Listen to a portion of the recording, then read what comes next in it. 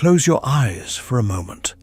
Imagine the whole world, every continent, every ocean, every mountain range stretching toward the sky.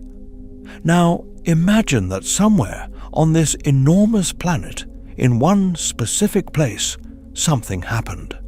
Something that would eventually produce every single human being alive today. Every person you have ever met. Every person who has ever lived. That place was Africa. But here is the strange part. Humans had everything they needed to appear anywhere. The ingredients for life existed on every continent. Other animals evolved on every landmass. But the spark that created us, the specific chain of events that turned a small ape-like creature into a thinking, speaking, dreaming human being, that spark only ignited once, in one place, on one continent. Why? Why not Asia? Why not South America with its vast forests and rich biodiversity? Why not Australia? Why not Europe, where ancient hominids had been living for hundreds of thousands of years? The answer involves volcanoes and ice ages. It involves droughts so severe they nearly killed everything. It involves a crack in the Earth's surface so enormous it changed the weather for millions of years. It involves evolutionary pressure so intense that the creatures who survived it became something entirely new. Something that could eventually look up at the stars and wonder who put them there. This is the story of why Africa made us. Not just where we came from, but why that place, at that time, under those specific conditions, was the only place that could have done it. And the answer is going to change how you think about who you are. If you are using this to fall asleep, that is exactly what this is for. Maybe subscribe if these slow history stories help you rest. And leave a comment with where you are in the world right now. What city? What time? I always read them. It is one of my favorite things. Someone in Sydney at 2 a.m. Someone in Chicago just getting into bed. All of us connected by the same ancient story. All of us descended from the same African savanna. Now let us go back, very far back, to a world that barely resembled the one you know. Part 1. The world before us. Picture the Earth about 10 million years ago. It looks familiar in some ways. The oceans are roughly where they are today. The sun rises and sets. Rain falls. Rivers flow toward the sea. But nothing on land would feel familiar at all. There are no cities, no roads, no fields, no domesticated animals. The land is wild in a way that is almost impossible to imagine today. Forests stretch for thousands of miles without a single clearing made by human hands. Grasslands roll toward horizons that no thinking creature has ever consciously watched. And yet, the world is full of life. Enormous creatures wander across every continent. Strange animals that no longer exist. Giant relatives of modern animals living out their lives in forests and plains that will one day become the most populated corners of the earth. In Africa, a particular group of creatures lives in the trees of the equatorial forests. They are not human. They are not even close to human. But they carry inside their bodies, in their blood and their bones and their DNA, the deep potential for something remarkable. They are primates. Specifically, they are great apes. And their world is changing. This is where our story really begins, not with the first human, but with the conditions that made a human possible. Africa at this time is not one landscape, it is many. In the west and center, enormous rainforests. In the east, mountains rising to spectacular heights. In between, the ground is doing something extraordinary. something that will reshape the entire trajectory of life on the continent. The Earth is tearing itself apart. Deep beneath the surface of Eastern Africa, two massive sections of the Earth's crust are slowly pulling in opposite directions. This is called the East African Rift System, and it is one of the most important geological events in the history of life on Earth. As the ground tears apart, it creates valleys. Enormous valleys stretching thousands of kilometers from north to south. And as this happens, mountains rise along the edges of the rift. Mountains so high they change the weather. This is not a fast process. It happens over millions of years, a few centimeters at a time, slower than anything you can observe in a human lifetime. But the consequences are enormous. The mountains that rise along the western edge of the rift block the moist air coming off the Atlantic Ocean. Before the rift, that moisture flowed eastward across the continent, feeding the forests. After the rift, it gets caught on the western side of the mountains. The eastern side of Africa begins to dry out. Slowly, over hundreds of thousands of years, the great forests of eastern Africa start to shrink. They do not disappear, but they retreat, they fragment. They break apart into islands of trees separated by growing patches of open grassland, and the creatures living in those forests suddenly face a choice: stay in the trees or venture into the open. Most of them stay. The ancestors of chimpanzees stay in the trees of the western forests. They are well adapted to forest life. The trees still have food. The branches still provide shelter. Why leave? But on the eastern side of the rift, some populations are pushed out. The forests around them are shrinking. The patches of trees are getting smaller and farther apart. To survive, some creatures begin spending more time on the ground, moving between tree islands across open grassland. This small change in behavior, forced by a crack in the earth, will eventually produce us. This is one of the great lessons of evolution. You do not choose to change. Change is chosen for you, by the environment, by the impossible pressure of simply trying to survive. Part 2. The Crack That Made Us. The East African Rift is not just a geological curiosity. It is the most important scar on the surface of this planet, at least from a human perspective. Run your finger down a map of Africa from north to south, slightly to the right of center. That is roughly where it runs.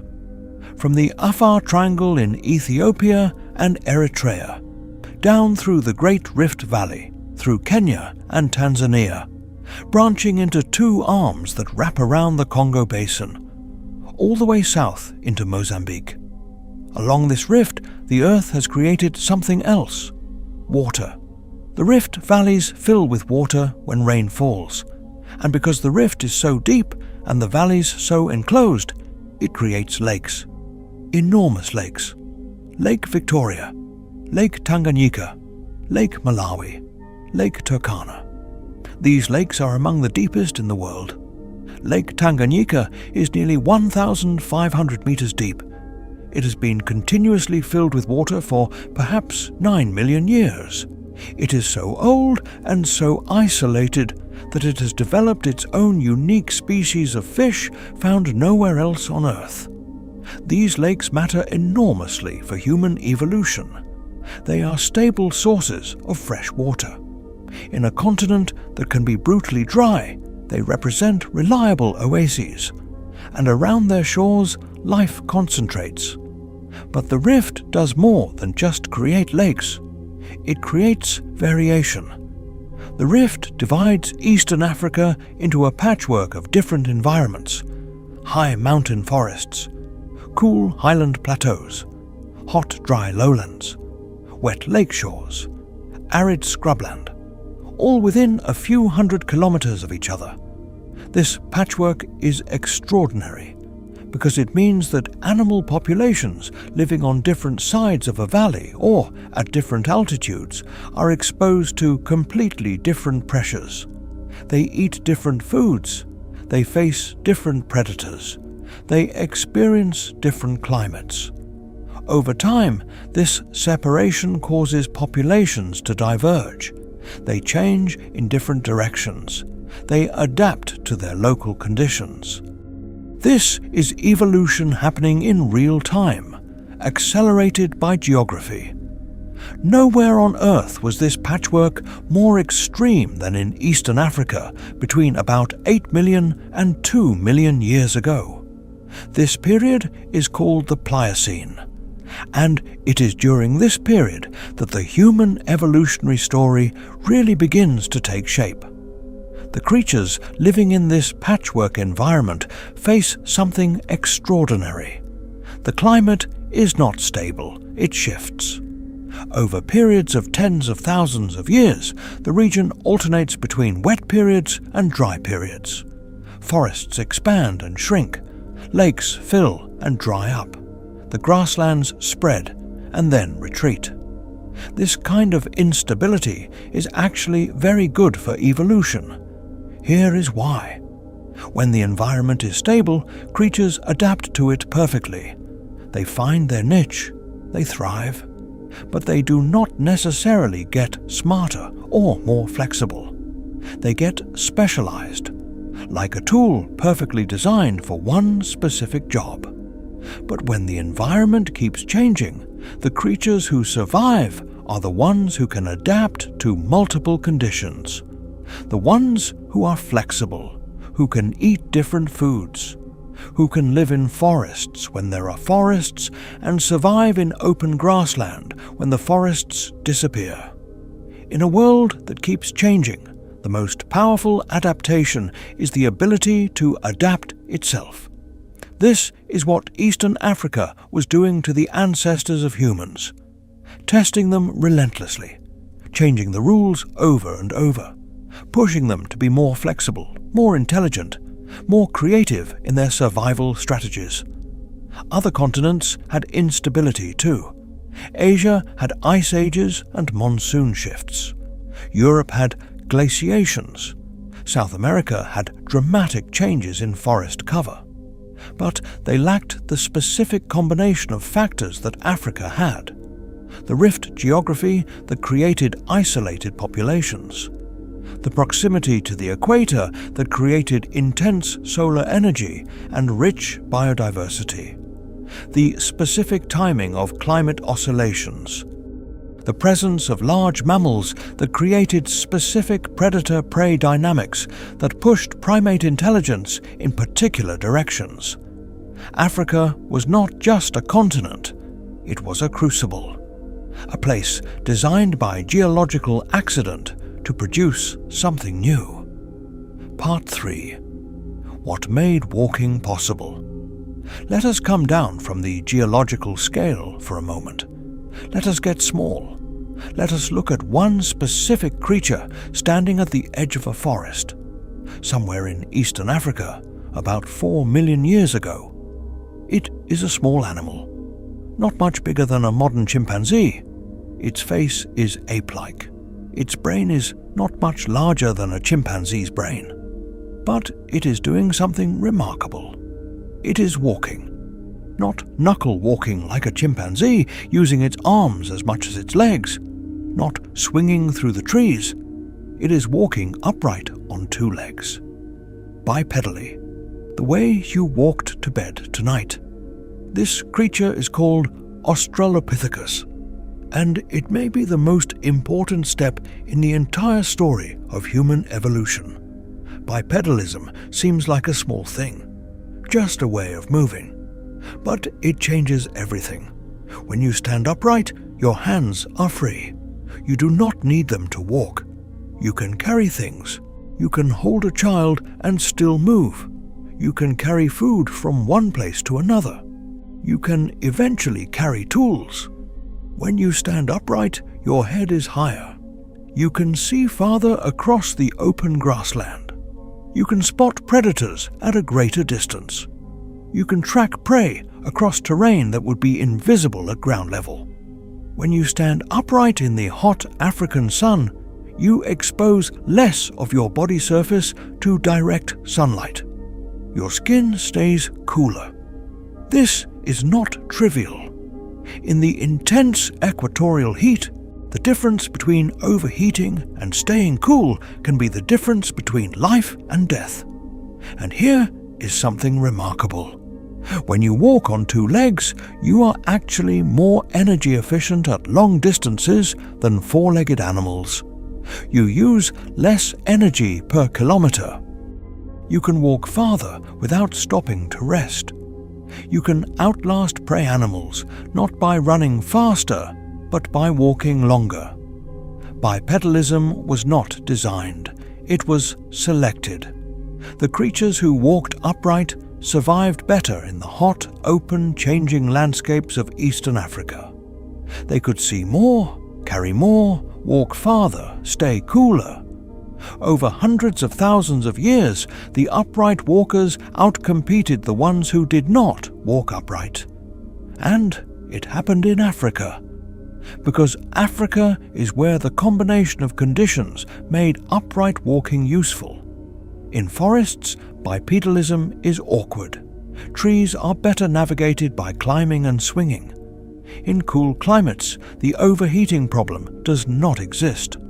In flat, stable environments, there is no particular advantage to seeing farther. But in the hot, open, dry, variable landscapes of Eastern Africa during the Pliocene, bipedalism was a superpower. The fossils of Australopithecus have been found across eastern and southern Africa, at sites like Letoli in Tanzania, where footprints were preserved in volcanic ash about 3.6 million years ago. Two individuals walking together, leaving prints that are unmistakably bipedal. They walked the way you walk. Their footprints have an arch, a heel strike, 5 toes pointing forward. When those footprints were discovered in 1976 by a team led by Mary Leakey, it was one of the most moving moments in the history of paleontology. Scientists stood in silence looking at these prints. Some of them cried. 3.5 million years of distance. And yet, something so intimate. Two people walking together across the African savannah. We do not know if they were a couple, parents, siblings, friends. But they walked upright. And in that simple act, they were recognizably, unmistakably beginning to be us. Part 4. The Brain Explosion. Here is a number that should astonish you. 3 million years ago, our ancestor Australopithecus had a brain volume of roughly 430 cubic centimeters. About the same as a modern chimpanzee, not dramatically different from many primates. Today, the average human brain is about 1,350 cubic centimeters, more than 3 times larger. This tripling in brain size happened in roughly 2 million years. In evolutionary terms, this is extraordinarily fast, explosively fast. There is nothing else quite like it in the fossil record of any animal.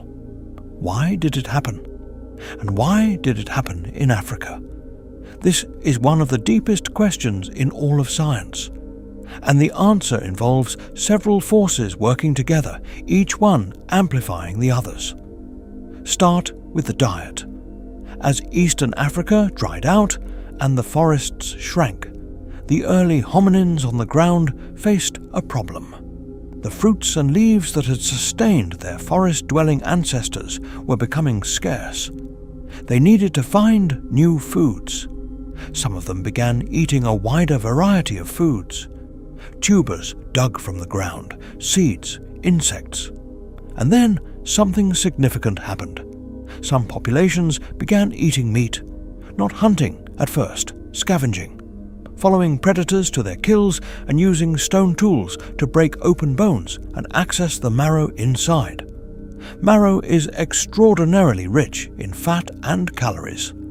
Fat is what a brain needs. The brain is the most metabolically expensive organ in the body. It uses about 20% of your total energy intake, even though it is only about 2% of your body weight. Building a bigger brain requires a lot of energy, and energy in the ancient African landscape came primarily from food. As hominins began accessing richer, higher quality foods, they could support a slightly larger brain. A slightly larger brain helped them be slightly better at finding food, better at cooperating, better at making tools, better at solving problems. And then something remarkable happened. A slightly larger brain helped them get more food. More food allowed an even larger brain. An even larger brain helped them get even more food. This is a feedback loop. Each improvement enables the next improvement. The process accelerates itself. But here is the crucial piece. This feedback loop required a very specific environment to get started. An environment with enough instability to create pressure for new solutions. An environment with enough biodiversity to offer the richer foods that could power a growing brain. An environment with enough open space to reward the kind of long-distance traveling and tracking that selects for better spatial memory and problem-solving. Africa had all of this. The patchwork landscape of the rift system, the alternating wet and dry periods, the extraordinary diversity of large mammals, the open grasslands and their rich underground tubers, the predators whose kills could be scavenged for nutrient-dense marrow. Asia and Europe had large mammals. They had open grasslands. They had climate variability. But they did not have this specific combination in this specific place at this specific time. The geological stage had not been set in the same way. The pressure was not the same. The opportunities were not the same. Africa was the only place on Earth where all the pieces fell into place simultaneously. And so the brain kept growing. The earliest members of the genus Homo appeared in Africa around 2.5 million years ago. Homo habilis, handy man. So called because of the stone tools found alongside its fossils. Then Homo erectus, appearing around 2 million years ago with a significantly larger brain. More sophisticated tools. Evidence of fire use, though this is debated for the earliest periods. Long legs adapted for sustained walking and eventually running. A body shape beginning to look recognizably human. Homo erectus was the first of our relatives to leave Africa. Around 1.9 million years ago, populations spread into the Middle East, Asia, and Europe. These were successful, adaptable creatures, but they were not yet us. The final leap to modern human cognition, language, art, symbolic thought, that happened back in Africa, in the continent that had started it all, in the crucible that refused to stop applying pressure. Part 5. The bottleneck. Here is a fact that should keep you up at night, or perhaps help you sleep more peacefully, depending on how you think about it. Sometime between 900,000 and 800,000 years ago, the human lineage nearly went extinct. This is not speculation. It is written in our DNA. Scientists using modern genetic analysis techniques can read the story of our population history in the genomes of living humans. And the story they found is terrifying. For approximately 117,000 years, the population of our direct ancestors may have dropped to as few as 1,280 individuals. Breeding individuals. The actual population may have been slightly larger, but this is the number that was successfully passing on genes. 1,280 individuals. For comparison, there are more chimpanzees alive today than there were breeding humans during this bottleneck. Our entire species, everything that would eventually become 8 billion people, was squeezed through a needle so narrow that it is miraculous we survived at all. This bottleneck corresponds to a period of extreme climate instability in Africa. Around 900,000 years ago, the Earth experienced a shift in its ice age cycles. The climate became more extreme, more volatile. Droughts became longer. Ice ages became more intense. For a species living in Africa, this meant catastrophic change. Food sources collapsed, water became scarce. Populations fragmented into tiny isolated groups. Many of those groups almost certainly died out entirely, and yet some survived. The ones who survived did so because they were slightly better at something, more flexible in their diet, better at cooperating with their small group, better at finding water in a dry landscape, better at sharing information. The bottleneck was not just a near-extinction event. It was an acceleration of selection pressure. The survivors were not randomly selected from the old population.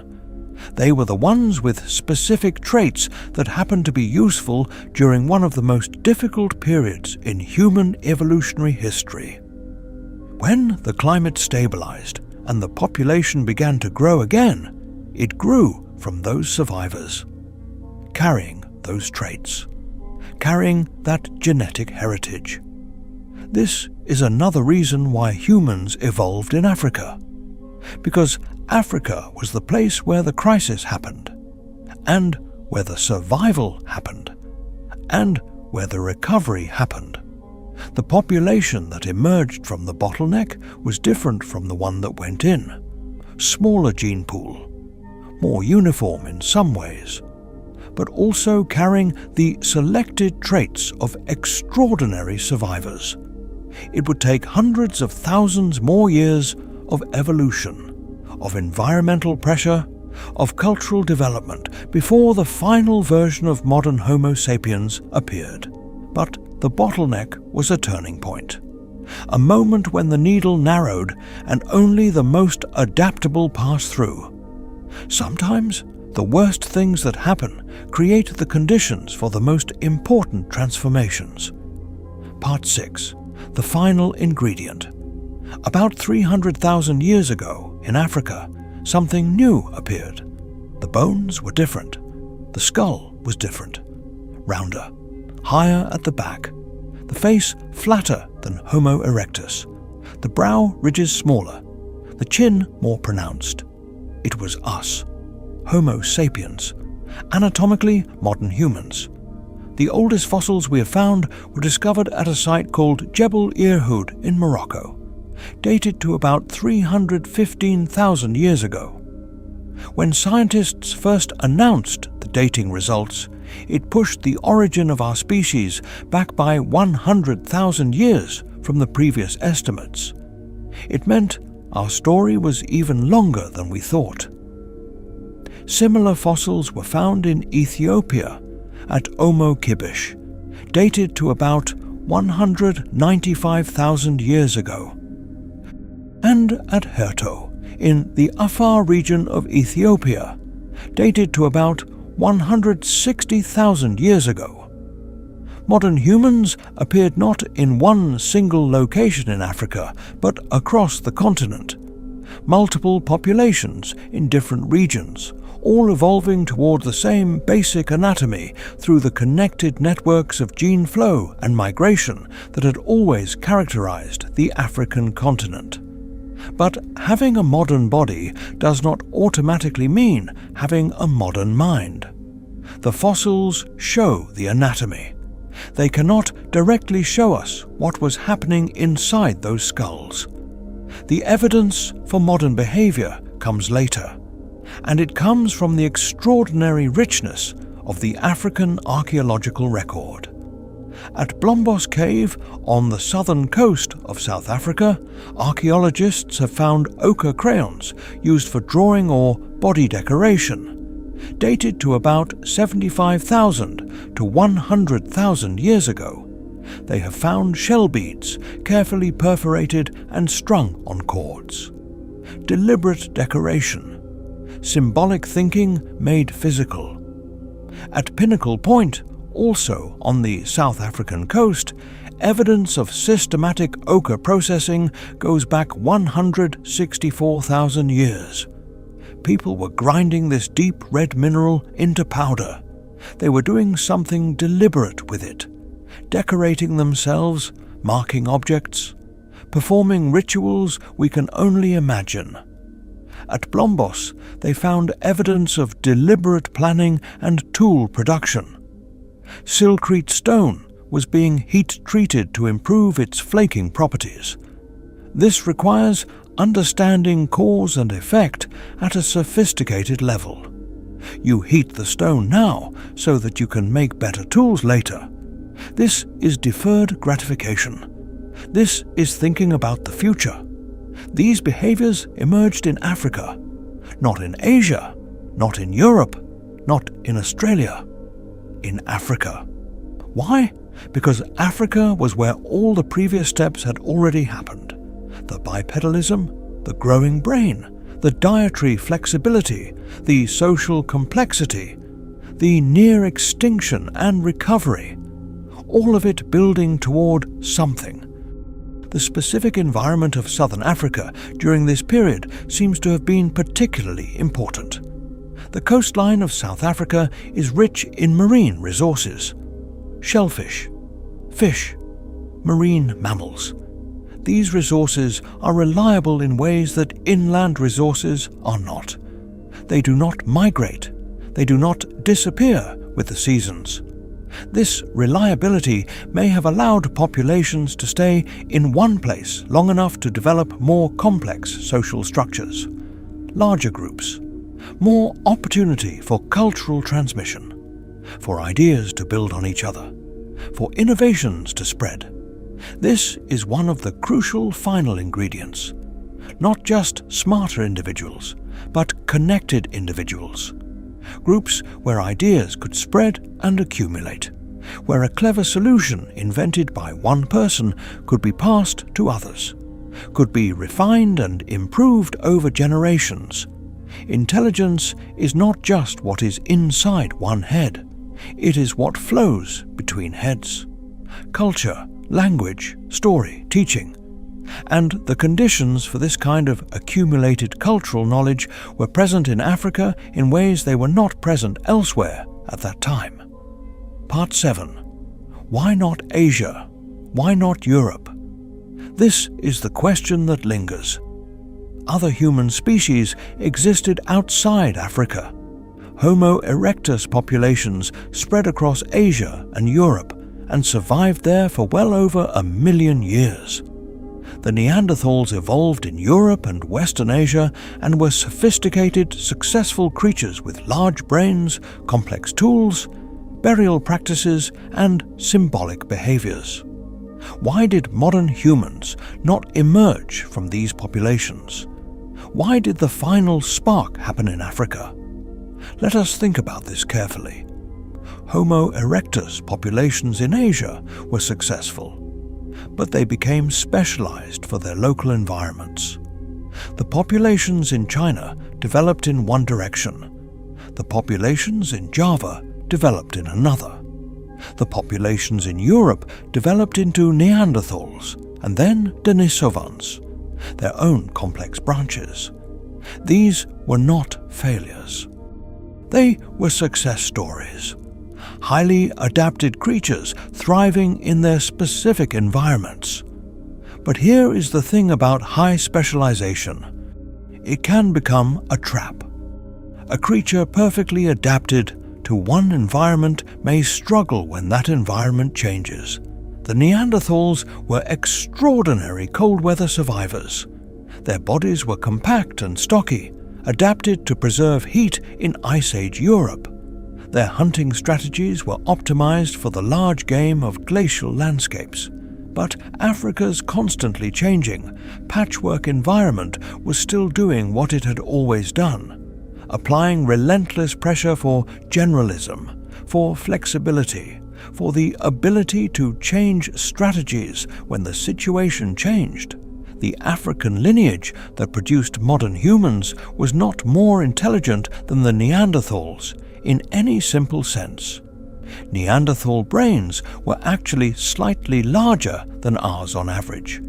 They made complex tools. They cared for their injured. They buried their dead. They were smart, but they were specifically smart, adapted for their world. African Homo sapiens were generally smart, adapted for any world. And when modern humans eventually left Africa and encountered Neanderthals in Europe, they did not simply replace them through superior intelligence. They outcompeted them through greater flexibility. They could exploit more diverse food sources. They maintained larger social networks. They carried cultural innovations that could spread rapidly between groups. They had been trained by Africa itself, by millions of years of a continent that never let you specialize too much. That kept changing the rules. That kept demanding that you try something new. There is another reason that is worth considering: Africa's size. Africa is enormous. It is the second largest continent on Earth. It is larger than Europe, China, and the United States combined. Its sheer size meant that African populations had more room to diversify and more opportunities for isolated populations to evolve in different directions, then reconnect and exchange genes and innovations. This is called the trellis model of human evolution. Not a single line from primitive to modern, but a braided network of populations separating and reconnecting across a vast continent, each separation allowing local adaptation and innovation, each reconnection mixing those innovations together. This mixing is extremely important. It can produce genetic combinations that neither parent population possessed. It can spread successful innovations rapidly across a large area. It can prevent any single population from becoming too genetically uniform, which carries its own evolutionary risks.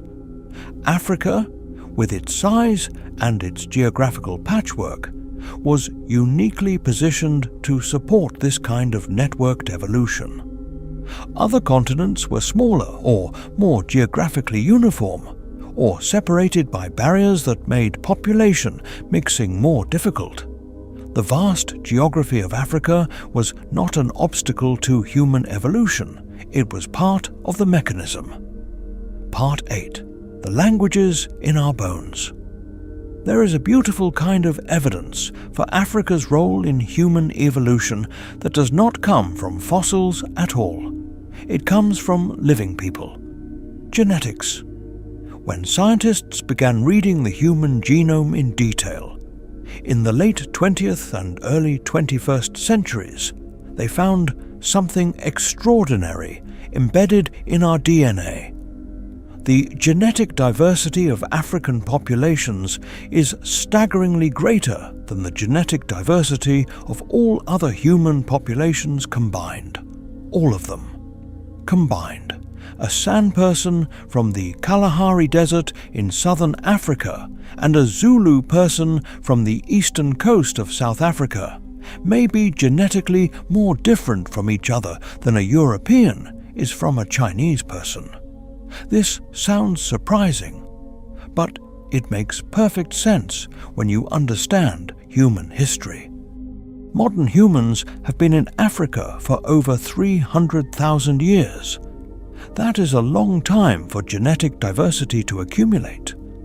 Populations spread across the continent, became separated by deserts and forests and mountain ranges, evolved in their local environments, and accumulated genetic differences. When modern humans left Africa, somewhere between 60,000 and 70,000 years ago, they left as a relatively small group. The descendants of that group colonized the entire rest of the world, but they carried only a fraction of Africa's total genetic diversity.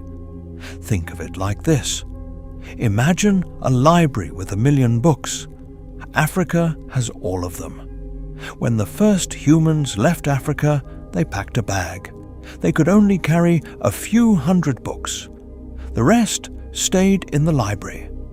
The genetic diversity of all non-African populations represents a small subset of the genetic diversity that existed in Africa when those populations left.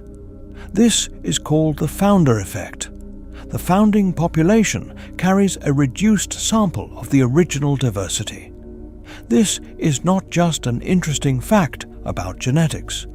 It is direct evidence of Africa as the origin. It is written into the bodies of every human being alive today. Every time a genetic study compares populations from around the world, Africa's deeper and richer diversity appears, like a fingerprint, like a signature. The languages of Africa tell a similar story. Africa is home to roughly 30% of all the world's languages. Many of them are members of entirely unique language families that exist nowhere else. The Khoisan languages of southern Africa contain click consonants, sounds made by clicking the tongue against different parts of the mouth that are not found in any other language family on Earth. These clicks are extraordinarily ancient. Genetic studies suggest that the Khoisan people represent one of the oldest divergences in the human family tree. They have been a distinct population for at least 100,000 years, perhaps much longer. Their languages, with their ancient clicks that no one else makes, may preserve echoes of sounds that human language contained hundreds of thousands of years ago, before the migrations, before the dispersals, before the world was filled with human voices speaking thousands of different tongues. Every language on Earth is descended from or related to African languages. Every story ever told by a human being traces back, through long chains of transmission and change, to the first stories told around fires in Africa. Part 9. The day someone first looked up. There is a moment that I find myself thinking about often. We cannot know exactly when it happened. We have no fossil for it, no archaeological artifact that captures it directly. But at some point in Africa, a human being looked up at the night sky for the first time with full consciousness, not just seeing the stars as part of the environment, the way an animal sees them, but truly looking, truly wondering, asking something. What is that? Why is it there? Does it mean something? We know this happened because we are here. We are the descendants of creatures who developed the cognitive capacity for wonder, for asking questions that had no immediate survival value, for caring about things that could not be eaten or avoided. The evidence for symbolic thinking in Africa stretches back at least 100,000 years, possibly much further. The ochre crayons, the shell beads, the carefully arranged burial goods. Theirs are not survival tools. They are expressions of a mind that has moved beyond simple survival into something else, something harder to define, meaning. The search for meaning is what makes humans different from every other creature, not just our tools or our social structures. Lots of animals have those, but the compulsive need to find meaning in everything, to tell stories about why things are the way they are, to look at the stars and see patterns and give them names and weave them into narratives. This capacity for meaning-making seems to have emerged, like everything else, in Africa, under the pressure of the African environment, under the need to communicate not just about the immediate present, but about the past and the future, about things that are absent, about things that might happen. Language makes meaning possible, and language, or at least the complex proto-language that would eventually develop into modern human language, seems to have its roots in Africa. The specific moment when language became truly modern, truly capable of the full expressive range we have today, is debated fiercely among scientists. Some argue for a relatively recent origin, perhaps 50,000 to 100,000 years ago, coinciding with the behavioral explosion we see in the African archaeological record.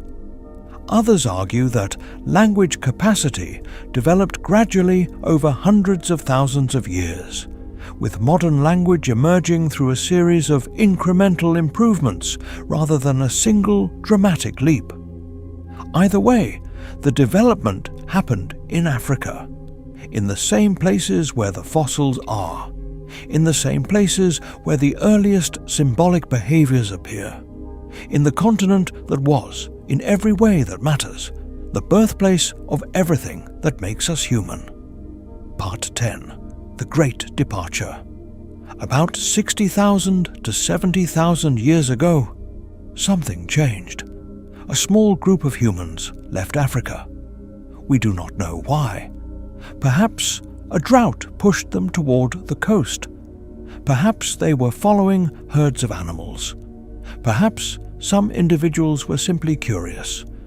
The same curiosity that had been building in the human brain for hundreds of thousands of years. The route they took is still debated.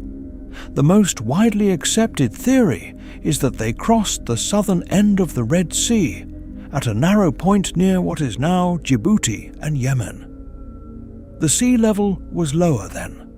The crossing may have been only a few kilometers of open water. A small group of people. Maybe a few hundred individuals. Maybe fewer. They did not know they were leaving Africa forever. They did not know they were about to colonize the entire planet. They were just moving, following resources, doing what humans in Africa had always done when conditions changed. But this time, the movement did not stop. Their descendants spread along the coast of the Indian Ocean, reaching South Asia within perhaps a few thousand years. Then Southeast Asia.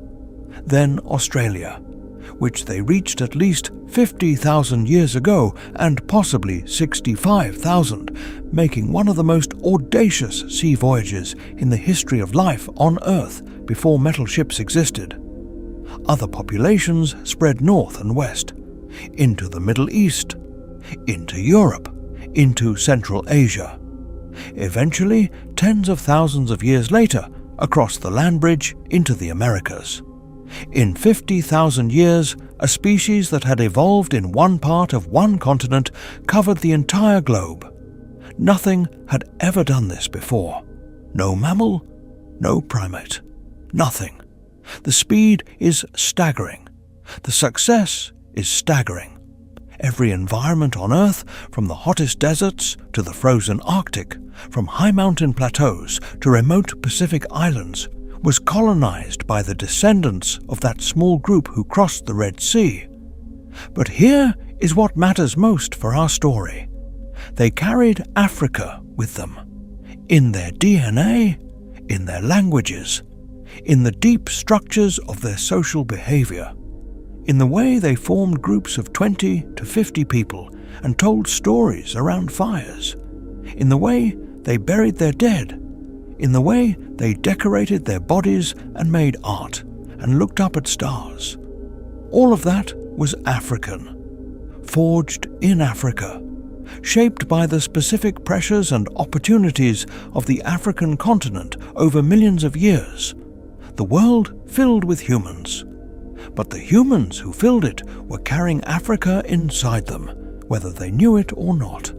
Whether they were walking the grasslands of the Serengeti, or hunting mammoths on the Russian steppe, or fishing the rivers of China, or crossing the mountains of Peru. They were all African, all of them, all of us. Part 11. What Africa gave the world. Let us step back for a moment and think about what this means. Africa did not just produce humans. Africa produced humanity. The capacity for language, for art, for music, for spiritual thinking, for cooperation at scales beyond the immediate family, for the transmission of complex knowledge across generations, for the invention and improvement of tools, for the ability to imagine tomorrow and plan for it today.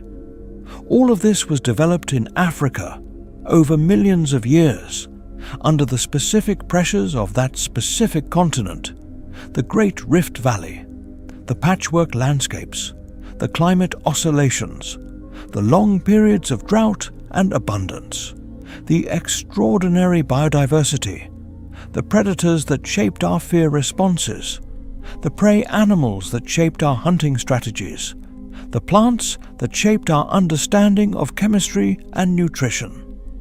Every aspect of the African environment contributed something to what we eventually became. And yet, for a long time, Africa was treated as a footnote in discussions of human evolution, a starting point that was quickly left behind. The interesting story, the story of civilization and culture and achievement, was told as if it happened elsewhere, in Egypt, in Mesopotamia, in Greece, in Rome, in Asia. This is a profound misunderstanding. Egypt and Mesopotamia and Greece and Rome were remarkable civilizations, but they were built by Africans, or rather by the descendants of Africans, using cognitive tools that were developed in Africa, using social structures that were shaped in Africa, using language capacity that evolved in Africa. Every civilization that has ever existed anywhere on Earth was built by people whose deep history was African. The mathematical traditions of ancient Babylon trace back to human mathematical intuition that developed in Africa. The architectural genius of ancient Rome traces back to spatial reasoning that was sharpened on the African savanna. The oral traditions of ancient Greece trace back to storytelling practices that began around African fires. This is not poetic license. This is evolutionary reality. When you trace any human capacity to its ultimate origin, you arrive in Africa, because Africa is where the capacity developed. Part 12, Still African All of Us. Here is the modern mirror that this whole story has been building toward. You are African. Not metaphorically, literally. The cells in your body carry DNA that traces back to African ancestors. The neural architecture of your brain was shaped by African evolutionary pressures. The way you form social bonds, the way you feel loneliness, the way you are drawn to fire and open views and the company of people you trust, all of this was designed by Africa. When you feel safest in a room with people you know, that is your African ancestral brain remembering the importance of your band, the group that kept you safe on the savannah. When you cannot resist looking at a beautiful sunset, that is a brain trained by millions of years on the African grasslands to monitor the horizon for movement, for predators, for weather. That same attention to the horizon that was survival has become aesthetic pleasure. When you love a good story, when you cannot go to sleep without one, that is your African brain reaching for the oldest human technology: storytelling. The way that knowledge was transmitted across generations before writing existed. The way that social bonds were reinforced around fires. When you look up at the night sky and feel something you cannot quite name, something between wonder and longing and recognition, that is the same feeling that humans have been having in Africa for at least 100,000 years, possibly much longer. You are the product of everything Africa did: the rift valleys, the drying forests, the walking upright on open grassland, the growing brain, the near extinction, the survival, the recovery, the explosive development of language and art and symbolic thought. All of it eventually produced the specific configuration of atoms and electricity and experience that is you. Reading this, listening to this, in your bed, in your city, on a planet that your distant ancestors first looked up from and wondered about. You are not separate from that story. You are its most recent chapter, and that chapter is still being written. Part 13. Into sleep. The fire is burning low now. In your mind, let the image come gently. A fire on the African savanna. Deep at night. The sky above is so thick with stars that it looks like someone scattered salt across black velvet. Around the fire, a small group of people. 20, perhaps 30. Some are sleeping already. Some are still awake, talking quietly. A child is nestled against its mother's side, breathing slowly. The air smells of dry grass and warm earth and the faint, sweet smoke of wood burning slowly to coals. Someone is speaking, not loudly, just the low, rhythmic sound of a voice telling a story. The way voices have sounded around fires for 300,000 years. This is where you come from. Not just where your ancestors lived, but where everything that makes you human was shaped. The way you need other people. The way stories soothe you. The way fire draws you. The way the open sky makes you feel something ancient and large. Africa made all of it possible.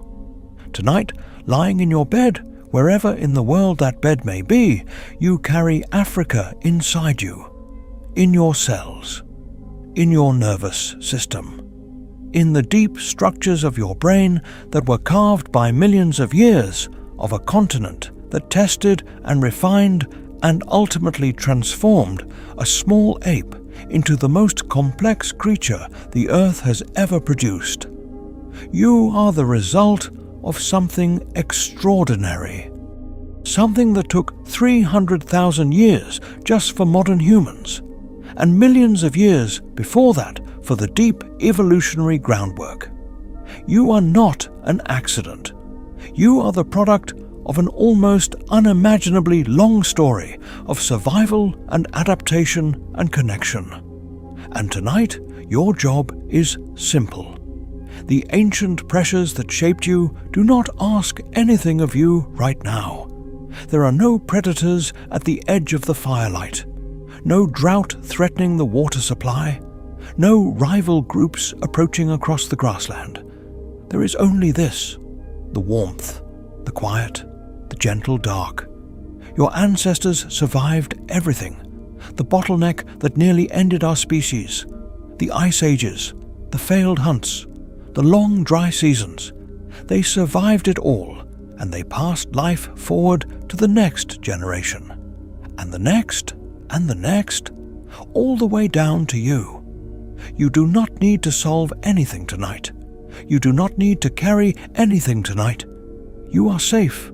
You are warm. You are part of the longest, most remarkable story ever told on this planet. The same stars are still up there above you.